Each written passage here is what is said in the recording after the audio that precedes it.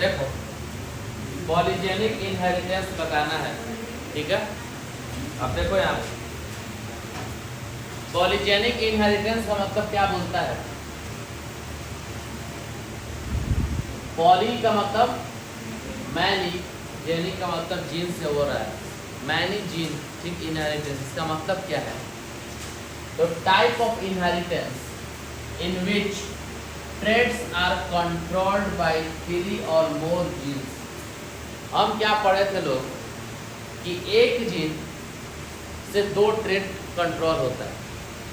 मतलब कि अगर एक जीन हाइट का डिसाइड कर रहा है, आपका हाइट क्या होगा, तो वो तो या तो डोमिनेंट भी हो सकता है, वो तो या तो रेसेसिव भी हो सकता है। तो एक ही जीन कंट्रोल कर रहा है 2 ट्रेड्स। आई के कलर का एक ही जीन है और लेकिन आई के कलर का 2 ट्रेड्स क्या कर रहा है, वो कंट्रोल कर रहा है। एक मदर के अंदर से आ रहा है, एक फादर के अंदर से आ रहा है। ये बोल रहा है ये एक ऐसा इनहेरिटेंस है जिसमें जो ट्रेड्स है, चाहे हाइट का कलर हो, हाइट हो गया, चाहे आई के कलर हो गया, हेयर का कलर हो गया, ये जो ट्रेड्स हैं वो कंट्रोल हो रहा है बाय 3 और मोर जीन्स। मतलब एक नहीं, 2 नहीं, 2 तो आता है एक मदर के अंदर से, फादर के अंदर से, नॉर्मल कंडीशन। लेकिन यहाँ कितना 3 या 3 से ज़्यादा जीन एक ट्रेड्स को कंट्रोल कर रहा है। मतलब मेरे आई के कलर को डिसाइड करने के लिए 2 जीन मेरे अंदर है, एक मदर के अंदर से, एक फादर के अंदर से। तो एक आई के कलर को कंट्रोल करने के लिए 2 जीन आ रहा है मेरे अंदर, लेकिन यहाँ एक ट्रेड को कंट्रोल करने के लिए 3 या 3 से ज़्यादा जीन आ रहा है। तो इसको क्या बोलता है, पॉलीजेनिक इनहेरिटेंस। एग्जाम्पल में देखो, अगर वुमेन का स्किन के कलर का एग्जाम्पल देख रहे हैं, तो मान लो वुमेन का स्किन के कलर का, स्किन का कलर है ना हमारा, इसको भी कंट्रोल करने के लिए जीन मेरे अंदर है 2, एक मदर के अंदर से, एक फादर के अंदर से। मान लो ऐसा मेरे अंदर 3 जीन है स्किन को कंट्रोल करने के लिए, A, B and C। Capital form में है तो वो डोमिनेंसी दिखा रहा है मेरे अंदर, और स्मॉल फॉर्म में है तो रेसेसिव दिखा रहा है। वो बस जानने के लिए, ठीक। बोल रहा है कि अगर पेरेंट्स के सेल के अंदर अगर 3 जीन है, तीनों जीन का होगा A, B, B, C, C, ठीक। इधर भी दूसरे पेरेंट्स में भी मान लो दूसरा पेरेंट्स के अंदर रिसेसिव है पूरा, ये मान लो मदर है, मान लो फादर है, ठीक। मदर का कॉम्प्लेक्शन व्हाइटिश है, फादर का कॉम्प्लेक्शन पूरा डार्क है, ठीक। हैशटैग सरकारी नौकरी, ठीक। तो खैर, तो फादर का क्या देख रहे हैं, फादर का जो कलर है स्किन का कलर वो थोड़ा डार्केस्ट में है, लेकिन मदर का स्किन कलर वाइटेस्ट में फॉर्म में है। यहाँ बोल रहा है ये जो मदर फादर है इनके अंदर जो स्किन का कलर डिसाइड हो रहा है उसके लिए 3 जीन है। कितना जीन है, 3 जीन है, 2 नहीं है, कितना है, 3 है। तो जो फादर के अंदर है उनका कॉम्प्लेक्शन डार्क है, मतलब कि तीनों जीन का डोमिनेंट फॉर्म है। ये तीनों जीन मिल के उनके स्किन का कलर डिसाइड कर रहा है, और ये तीनों मिलके मदर के स्किन के कलर डिसाइड कर रहा है, लेकिन वो रिसेसिव फॉर्म में है, इसलिए मदर का कलर कैसा हो गया है, वाइट। जब दोनों अब फादर के अंदर से गैमेट बनेगा तो 3 जीन में से कितना जीन है यहाँ पे, 3 का 6 है, तो 6 में से 3 आएगा। 3 जीन है 2-2 कॉम्बिनेशन में, क्योंकि हर एक जीन का एक पेयर होता है, हर किसी के अंदर हर एक जीन का एक पेयर होता है। तो 3 जीन कंट्रोल कर रहा है, तो 3 जीन का 3 पेयर होगा, ठीक। तो तीनों में से जब गैमेट बनेगा तो क्रोमोसोम हाफ हाफ हो जाएगा। तो तीनों ये 3 जीन जो 2-2 करके कंट्रोल कर रहा था, क्रोमोसोम हाफ हो, कितना हो गया, capital A, capital B, capital C। इधर भी क्या हो गया, small a, small b, small c। तो ये मान लो स्पर्म के अंदर का होगा, ये मान लो ओवम के अंदर का होगा, क्योंकि गैमेट है, गैमेट में हाफ ऑफ सेग्रीगेट हो गया। अब इससे जो F1 जनरेशन में प्रोजेनी बनेगा, ठीक, F1 जनरेशन जो चाइल्ड बनेगा उसका कॉम्बिनेशन क्या होगा, capital A, small a, capital B, small b, capital C, small c। तो ये जो बेबी बना उसका कलर कैसा होगा, इंटरमीडिएट कलर होगा, मतलब फादर और मदर के बीच का कलर होगा, मतलब समझो सावला टाइप का, थोड़ा सावला होगा, ठीक। अब ये जो F1 जनरेशन का जो चाइल्ड बना, अब सेम इसी कॉम्बिनेशन का दूसरा किसी का अगर सेग्रीगेट करेगा, मान लो F1 जनरेशन का एक चाइल्ड बना, दूसरा एक और चाइल्ड है फीमेल चाइल्ड, मान लो ये मेल चाइल्ड बना, मान लो एक फीमेल चाइल्ड भी इसी जीन से रिलेटेड है, ऐसा ही जीन उस फीमेल चाइल्ड के अंदर भी, एक फीमेल चाइल्ड भी दूसरा पेरेंट है, उसके अंदर भी सेम है लगभग। जब उन दोनों में अगर हम रिकॉम्बिनेशन कराएंगे, उन दोनों में अगर रिकॉम्बिनेशन कराएंगे तो जो बच्चा होगा उसका क्या होगा, जो F2 होगा वो वैरिड करेगा, F2 जो होगा वो वैरिड करेगा। जैसे कि तुम लोग मेंडल्स इनहेरिटेंस पढ़े थे लोग ना, F1 जनरेशन में अगर डाई हाइब्रिड का देखे तो लोग क्या था, मोनो हाइब्रिड का देख लो, मोनो हाइब्रिड का F1 जनरेशन में सब क्या था, सब टॉल था ना, सब टॉल। लेकिन F2 जनरेशन में क्या हुआ था, 3 टॉल था, एक स्मॉल था। वैसे ही डाई हाइब्रिड क्रॉस में क्या देखे थे लोग, फर्स्ट जनरेशन में F1 जनरेशन में राउंड और येलो था सिर्फ, लेकिन F2 जनरेशन में क्या देखे थे लोग, कोई राउंड येलो, कोई रिंकल ग्रीन, कोई ऐसे करके 4 डिफरेंट कलर का मिल गया था। तो वही ये बोल रहा है कि F1 जनरेशन में जो चाइल्ड बना रिकॉम्बिनेट करके, वो इंटरमीडिएट कलर आया उसका, दोनों से मिलता जुलता कलर, सावला टाइप का थोड़ा। लेकिन अगर इसी को ऐसा ही जीन के दूसरे किसी फीमेल चाइल्ड से अगर लिंकअप कराया जाए तो जो F2 जनरेशन होगा वो, तो F2 जनरेशन में सबका मिला जुला निकलेगा। वाइट भी बच्चा वाइट भी हो सकता है, डार्केस्ट भी हो सकता है, इंटरमीडिएट भी हो सकता है, क्योंकि वो F2 जनरेशन है। ठीक, तो ये बोल रहा है क्या, तो पॉलीजेनिक इनहेरिटेंस में बस इतना ही याद करना है कि एक ट्रेट को, एक स्किन के कलर को तीन या तीन से ज़्यादा जीन कंट्रोल कर रहा है। ठीक, और इसमें कुछ नहीं पढ़ना है। नेक्स्ट क्या है, मेंडल्स वर्क रिमेन अनरिकॉग्नाइज्ड। ये बोल रहा है कि जो मेंडल्स ने वर्क किया था, मेंडल्स ने जो अपना लॉ दिया था, जो भी इनहेरिटेंस थ्योरी दिया था, तो मेंडल्स का जो वर्क है वो अनरिकॉग्नाइज्ड हो गया। अनरिकॉग्नाइज्ड का मतलब उतना ज़्यादा, रिकॉग्नाइज और अनरिकॉग्नाइज्ड का मतलब उतना ज़्यादा उसको वैल्यू या उतना ज़्यादा उस समय उसके बारे में नहीं जाना गया। इसके पीछे रीज़न क्या है, सबसे पहला, कोई नया काम तुम करोगे तो पैर घींच के गिराने वाले 1000 लोग रहेंगे। ठीक है, क्योंकि आजकल की दुनिया में जलन बहुत ज़्यादा है। खैर, तो खुद पे आत्मविश्वास रहना चाहिए, खुद पे कमांड रहना चाहिए कि जो हम कर रहे हैं, हाँ ये चीज़ सही है, अब सही होना चाहिए और उसमें अच्छे से लगना चाहिए। ठीक, तो मेंडल्स का काम क्यों अनरिकॉग्नाइज रहा उस समय, जिस समय इन्होंने अपना लॉ दिया था उस समय, अभी तो सारा लोग जानता है, उस समय क्यों ऐसा रहा, क्योंकि Mendel's use mathematics in biology and not accepted by many scientist. सबसे पहला कोई साइंटिस्ट आया जो बायोलॉजी में मैथमेटिक्स कैलकुलेशन लेकर आया। इससे पहले कहीं भी कोई चैप्टर पढ़ो मैथमेटिक्स नहीं मिलेगा। मिलेगा क्या, इसी चैप्टर में मिलेगा मैथमेटिक्स कैलकुलेशन। उसका उसके साथ हो रहा है तो उसका जीनोटाइप क्या होगा, फिनोटाइप क्या होगा, क्या रेशियो होगा, क्या ये होगा, वो होगा। तो सबसे पहला मेंडल्स आए जो बायोलॉजी में मैथमेटिक्स कैलकुलेशन लेकर आया।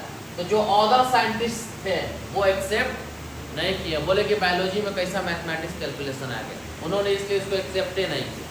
ठीक, लोग बोलता है ना कि फर्स्ट बार में कोई होता है कि कोई वीडियो देखो तो बोलता है कि एंड तक देखिए तब पता चलेगा, तब आपको समझ में आएगा।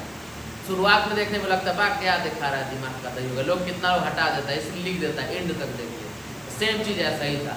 मेंडल्स ने जैसे अपना लॉ दिया मैथमेटिक्स कैलकुलेशन के साथ, तुरंत कुछ साइंटिस्ट उसको कहा हम देख आगे नहीं देखेंगे, आपका मैथमेटिक्स कैलकुलेशन है, हम नहीं इसको सपोर्ट करते हैं। दूसरा क्या रीज़न था, मेंडल्स ने जो जीन बताया था, जिसको फैक्टर बताया था कि एक जनरेशन से दूसरे जनरेशन में जो चेंजिंग हो रही है वो फैक्टर के चक्कर में हो रही है, जिसको आजकल हम लोग जीन कहते हैं। तो Mendel gene factor stable and discrete units but does not explain continuous variation in nature.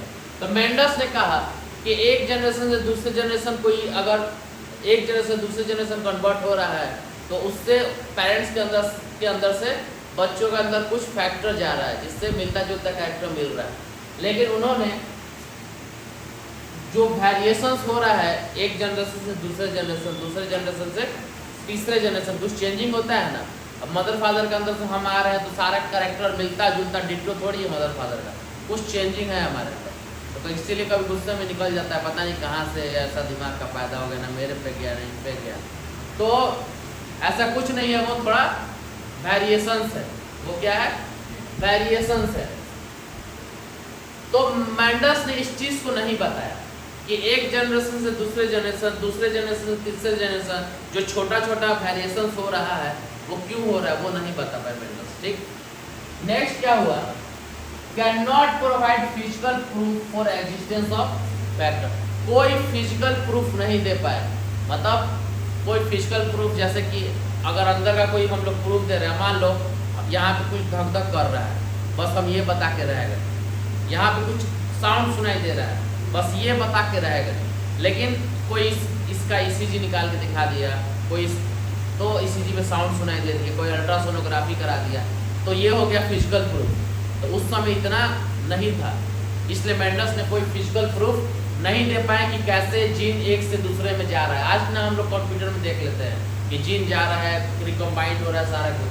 उस समय उन्होंने ऐसा कोई प्रूफ नहीं दिया, वो बस एग्जाम्पल दे के समझाया कि एक प्लांट को ऐसा करेंगे तो नेक्स्ट जनरेशन में ऐसा हो जाएगा, इसके अंदर कुछ है जो उसके अंदर जा रहा है, उसी को फैक्टर बोला, लेकिन उसका कोई फिजिकल प्रूफ नहीं दे पाए।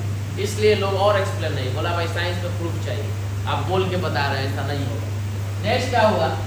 Communication was not easy that time. उस समय कम्युनिकेशन इतना इजी नहीं था कि मेल कर दिए, मोबाइल पे भेज दिए, व्हाट्सएप पे भेज दिए, ईमेल पे भेज दिए, ऐसा कुछ नहीं था। लोग को पोस्ट ऑफिस या पेपर पे लिख के एक जगह से दूसरे जगह भेजना पड़ता था, जाने में बहुत टाइम लगता था। इसलिए वाइडली, मतलब पूरे दुनिया में ऑडियंस को पता नहीं चला जल्दी। आजकल ना एक चीज़ कर दो तो सारे लोग को पता चल जाएगा, 2 सेकंड में सारी दुनिया में फैल जाएगा। उस समय तो ऐसा था नहीं, इसलिए इनका जो वर्क था ये उतना रिकॉग्नाइज नहीं हुआ। ठीक, लेकिन इनके लॉ को फिर से रिडिस्कवर किया गया इन 1900 में by de Vries, Karl Correns and von Tschermak ने। ठीक, ये 3 साइंटिस्ट ने मिलके 1900 में इनका लॉ क्या किया, फिर से रीडिस्कवर किया और पढ़ा समझा, फिर से रीडिस्कवर किया और फिर से लाया। ठीक, यहाँ तक थी मेंडस की सारी कहानी। मेंडस ने अपना लॉ दिया, क्यों उनका लॉ नहीं उतना उस समय नहीं बढ़ा उतना आगे, बाद में साइंटिस्ट आए फिर उनके लॉ को रीडिस्कवर किए। ऐसा होता है ना कि आपके पेरेंट्स कोई चीज़ बना के छोड़ दिए हैं, अब आप आए, आप काबिल हैं तो उसको और आगे बढ़ाएं, नहीं तो कितना महान होता है, सब उसी को बेच के खा जाता है, तो जो बचा कुछ है वो नहीं बचा कुछ है। तो वैसा लोग तो नहीं है आप लोग। तो हमेशा याद रहे, मदर फादर जो करते हैं बच्चों को चाहिए कि उसको और आगे बढ़ाए, ना कि उसको और घटा दे। ऐसा नहीं है। अगर मदर फादर अगर 1 कट्ठा का मकान एक बना के गए हैं तो उस मकान को बढ़ाए, दूसरा जमीन नहीं कि वही में आधा बेच दे आधा खा जाए, ऐसा आजकल सुनने को आ रहा है। तो ऐसा नहीं होना चाहिए। अब देखो नेक्स्ट टॉपिक क्या है main, chromosomal theory of inheritance. ये कब लाया गया? इन 1902 में। कब लाया गया? 1902 में। कौन कौन प्रपोज किया? वॉल्टर सॉटन और थियोडोर बॉबरी। ठीक, ये 2 साइंटिस्ट हैं। इन दोनों साइंटिस्ट ने अलग अलग थ्योरी दिया अपना, इंडिपेंडेंटली, साथ में मिलकर नहीं किया था काम, इंडिपेंडेंटली अपना अपना थ्योरी दिया। कब? 1902 में। अगर पूछे क्रोमोसोमल थ्योरी कौन कौन दिया तो इनका नाम आता है। ये थ्योरी कहता क्या है क्रोमोसोमल थ्योरी?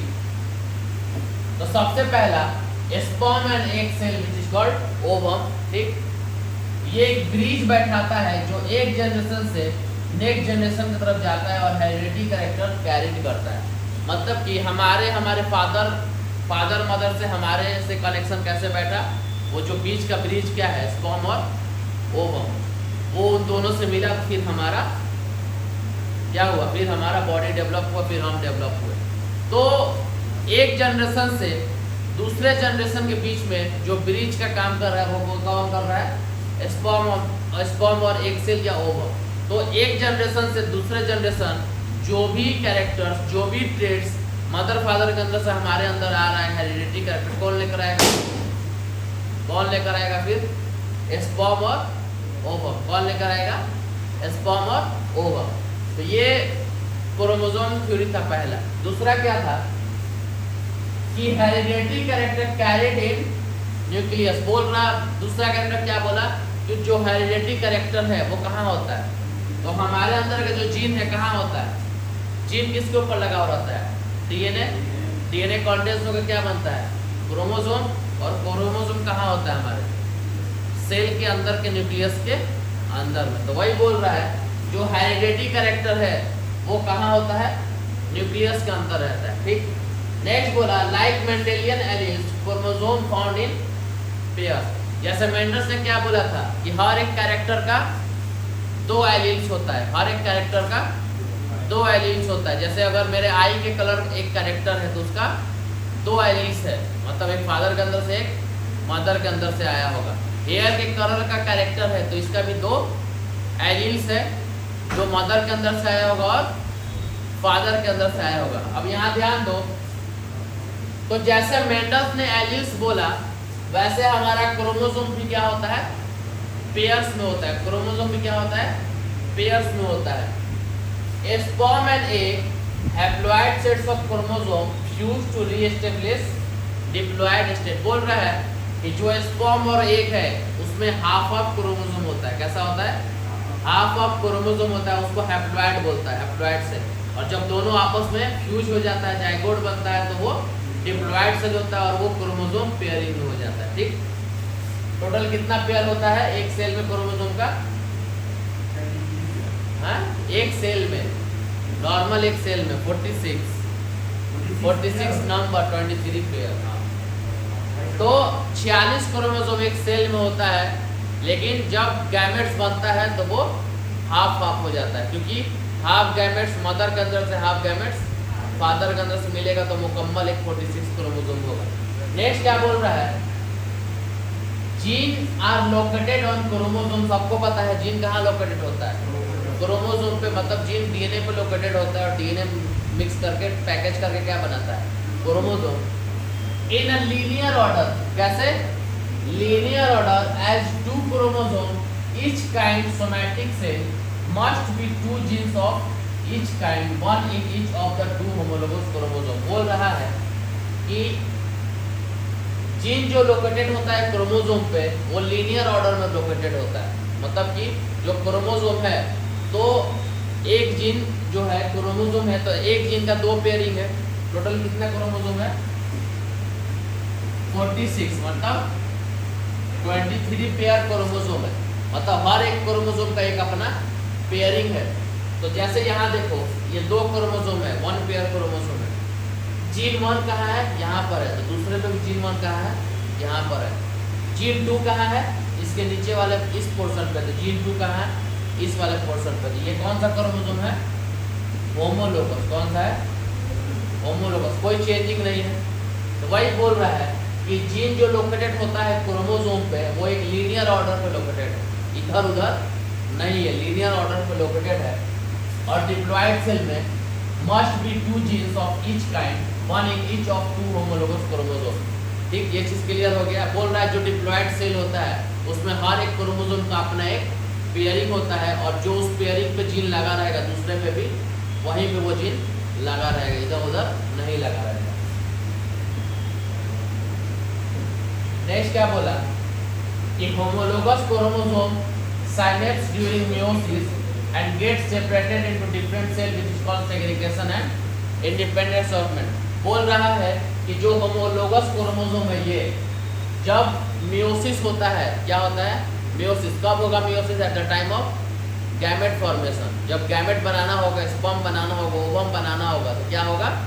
मेयोसिस होगा। तो मेयोसिस में क्या होता है? सेल डिवाइड करता है और क्रोमोसोम भी डिवाइड करता है। ठीक, मान लो एक सेल है, इसके अंदर 46 क्रोमोसोम है, तो अगर मेयोसिस होगा तो सेल भी 2 बनेगा और क्रोमोसोम भी हाफ हो जाएगा, तो ये गैमेट बन गया। और माइटोटिक डिवीजन क्या होता है कि माइटोटिक डिवीजन में इसका अगर माइटोसिस डिवीजन होगा तो ये 2 सेल बनेगा, इसके अंदर भी 46, इसके अंदर भी 46, कोई क्रोमोसोम में डिवाइड नहीं होगा। तो ये नॉर्मल सेल डिवीजन होता है ऐसा।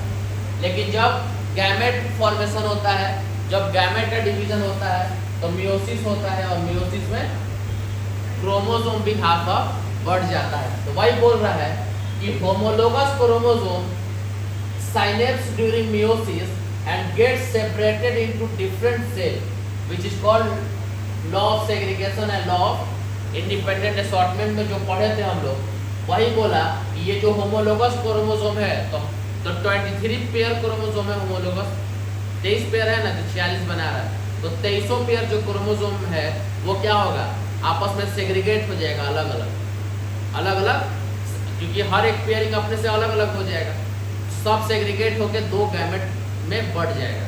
तो हाफ इधर चला गया, हाफ इधर चला गया, वही बोल रहा है ये लाइन। उसी को लॉ ऑफ सेग्रीगेशन, ये लॉ ऑफ इंडिपेंडेंट असॉर्टमेंट बोलते थे। अब बोल रहा है gamete receive only 1 chromosome of each type and this only 1 gene trait and pair condition restored by fusion. बोल रहा है जो गैमेट है वो receive only 1 chromosome of each type and this only 1 gene for a trait. बोल रहा है कि मान लो हम एक पेरेंट्स हैं, मेरे अंदर से अगर स्पर्म बन रहा है और मेरे अंदर अगर हमारे स्किन के कलर को डिनोट करने के लिए 2 जीन है, ठीक, एक फेयर वाला भी है और एक थोड़ा डार्कनेस वाला भी है, लेकिन दोनों मिलके मेरे अंदर, मान लो दोनों मिलके मेरे अंदर या तो डार्कनेस किया या तो फेयरनेस किया, और नहीं तो फिर इंटरमीडिएट किया।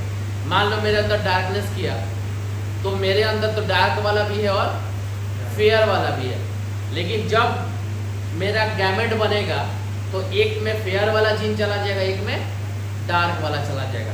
अब वो किस पेरेंट्स, किस फीमेल के किस जीन से मिल रहा है, उसके बाद बेबी में क्या दिखा रहा है वो उसके ऊपर डिपेंड करेगा। मान लो मेरा डार्क वाला डोमिनेंट था, जो फीमेल है वो भी थोड़ा कम, उसका भी कॉम्प्लेक्शन हल्का सावला ही है या डार्केस्ट ही है, तो बेबी फिर फेयर नहीं होगा। लेकिन अगर उसका फेयर होगा तो हो सकता है उसका जो दोनों जीन आएगा, दोनों फेयर वाला, उसके अंदर मान लो दोनों फेयर है, तो उसके फेयर से मान लो मेरा वाला अगर फेयर ही मिल गया तो बच्चा फिर फेयर होगा। तो वही ये बोल रहा है कि जब गैमेट बनता है तो मेरे अंदर जो एक कैरेक्टर का 2 जीन है वो गैमेट में अलग अलग सेग्रीगेट हो जाता है। ठीक, क्लियर हो गया ये चीज। तो यही क्या है हमारा, यही क्या है, क्रोमोसोमल थ्योरी ऑफ इनहेरिटेंस। देखो क्रोमोसोमल थ्योरी ऑफ इनहेरिटेंस में ज्यादा दिमाग नहीं लगाना है, मात्र 3-4 चीजें उसी को घुमाया है अलग अलग लिख के। पहला चीज बस क्या याद करना है कि हमारा स्पर्म और ओवम एक जनरेशन से दूसरे जनरेशन में हेरिडिटरी कैरेक्टर लेकर जाता है। हो गया, वो हेरिडिटरी कैरेक्टर कहाँ होता है, तो जीन पे होता है, और जीन कहाँ होता है, हमारे न्यूक्लियस में होता है। ठीक, 2 खत्म हो गया। तीसरा क्या बोला कि जैसे मेंडल्स ने बताया था हर एक कैरेक्टर का 2 एलील होता है, वैसे ही हर एक जीन का 2 क्रोमोसोम होता है जो पेयरिंग में होता है एक, और उस पेयरिंग में सेम फॉर्मेट में वो सजा हुआ रहता है, लीनियर फॉर्मेट कैरेक्टर। ठीक, उसके बाद क्या बोला कि जब गैमेट बनता है तो हर एक क्रोमोसोम का एक पेयरिंग होता है, तो जब गैमेट बनता है तो वो पेयर अलग अलग हो जाता है, एक पेयर एक में चला गया, एक पेयर दूसरे में चला गया, वही फिर नेक्स्ट जनरेशन में जाता है। यही बोला क्या, ये क्रोमोसोमल थ्योरी और कुछ नहीं। ठीक, इसमें ज़्यादा दिमाग